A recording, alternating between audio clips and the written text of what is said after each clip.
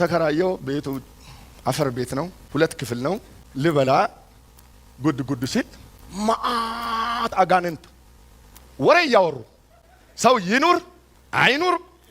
እርስ በራሳቸው ወሬ ሞቅ ያለ ወሬ ያወሩ ዝም ብሎ ይገባሉ የመጀመሪያው ክፍል ላይ ነበርኩ ሲል ሰው አለ የለም በሩ ዝግ ነው ግን ዝም ብሎ ነው የሚገቡት እሺ ብዬ ይሄኛውን ክፍል ለቅቄ ወደዚህኛው ገባ ወደዚህ ሲገባም የወሬ ያወሩ ይሄንንም ወሉት አሁን አልጋ ብቻ ነው የቀረው ከዛ እምነት የለ በኢየሱስ ስም ማለትም ጠፋ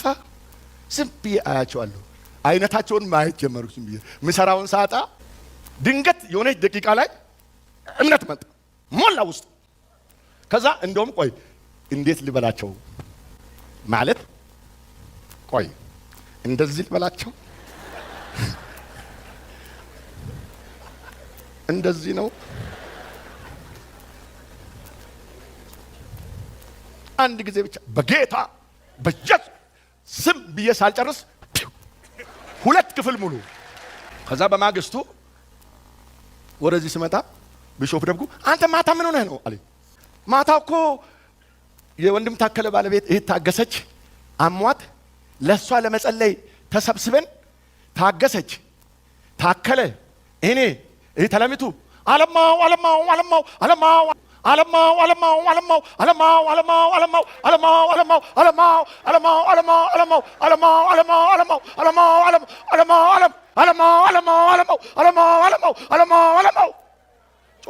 ጮኸን ለቀቀናል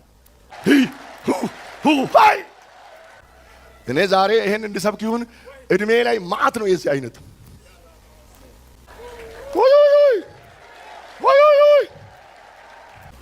ልክ እንደ ድሬዳዋ መስሎኝ ሄድኩ ዱባይ መጀመሪያ ብሩ አልቆ ተመለስኩ ሁለተኛው ላይ አይኔ እያየ የአጋንንት ማአት ስጥ ሊያረገኝ የት ነው የሚሄደው አልኩ የት የካዛንቺሱንስ በዛኛው አለፍኩት ከዛ ውስጤ ቶሎ ወንድም ተክሌን ፈልግ ይላል ቶሎ ይላል ዝም ብዬ ባቦሰጥ አንድ ኢንተርኔት ቤት ገብቼ ያኔ እነ ወንድም አክሊሉ ስፔን ላይ ያሉት ይሄ ስካይፒ ቻት ያረጉ ነበር ገባው ስካይፒ ውስጥ ገባውና አክሊሉ ወንድም ተክሌ የት ናቸው ብዬ ጻፍኩ ኖርዌይ ናቸው አለ ማጋ አልኩ ምህረት ጋር ናቸው የነሱን ስካይፕ ስጠኝ አልኩ ሰጠኝ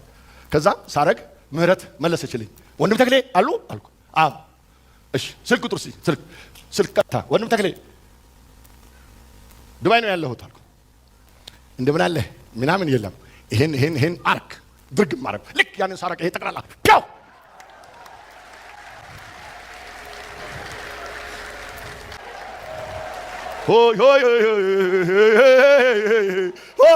ሆይ